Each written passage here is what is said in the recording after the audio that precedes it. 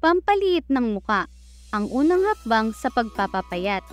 Kapag nagsimula tayong magbawas ng timbang, isa sa mga pangkaraniwang layunin ay ang paliitin ng ating muka. Ang pagbabawas ng laki ng muka ay nagbibigay hindi lamang ng mas makinis na hugis ng muka, kundi maaari rin itong magkaroon ng positibong epekto sa ating pangkalahatang kalusugan.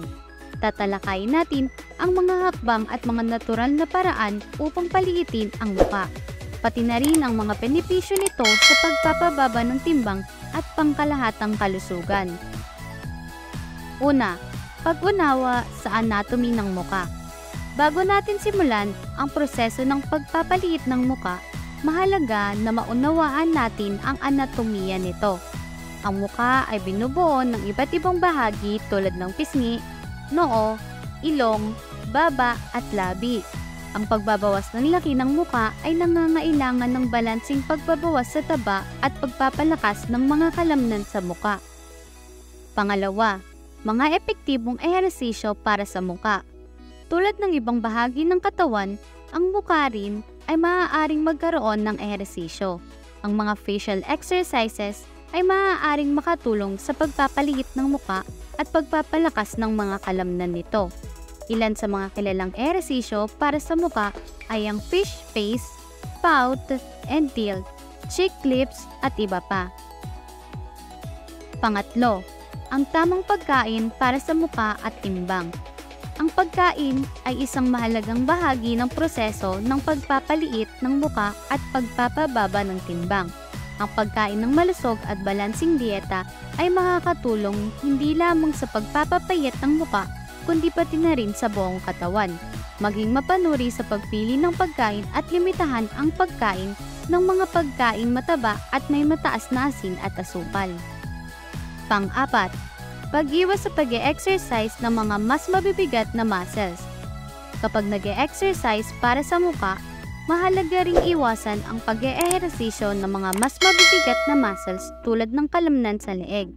Ito ay upang maiwasan ang paglaki ng muka at mas mapalabas ang mga mas mapayat na kalamnan nito. Panglima, pagpapahid ng yelo o ice sa mukha. Isa sa mga natural na paraan upang mapaliitan ang muka ay ang pagpapahid ng yelo o ice cubes sa mga namamagang bahagi nito.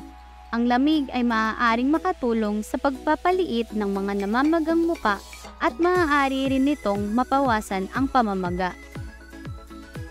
Pang-anim, paggamit ng mga facial massage techniques. Ang facial massage ay isa pang epektibong paraan upang papaliitan ang muka.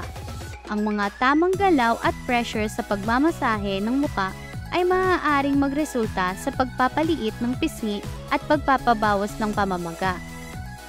Pampito, pagpapahid ng mga natural na sangkap. Maraming natural na sangkap na maaaring gamitin sa muka upang makatulong sa pagpapaliit nito. Ilan sa mga halimbawa ay ang asin, honey, lemon at iba pa. Ito ay maaaring gamitin bilang mga facial scrub o mask upang mapaliitan ang muka. Pangwalo, tamang pag-aalaga sa mukha.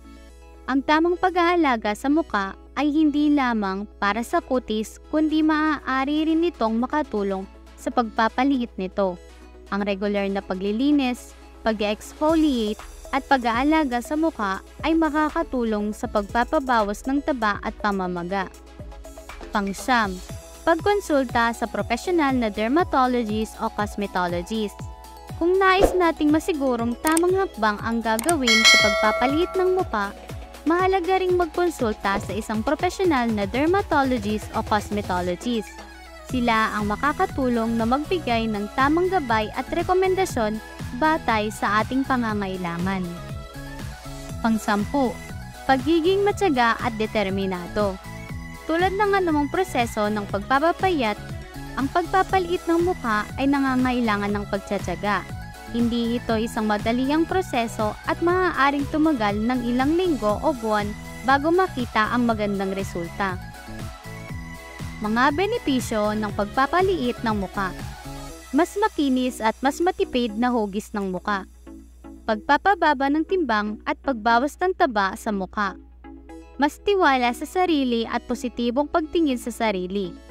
Pagkamit ng mas malusog na pangangatawan at pangkalahatang kalusugan.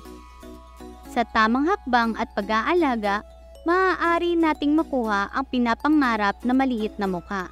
Mahalaga ring isama ito bilang goal ng pagpapapayat at pagpapanatili ng malusog na lifestyle. Tandaan na ang pag-aalaga sa ating mukha ay hindi lamang para sa pisikal na anyo, kundi pati na rin para sa ating kalusugan.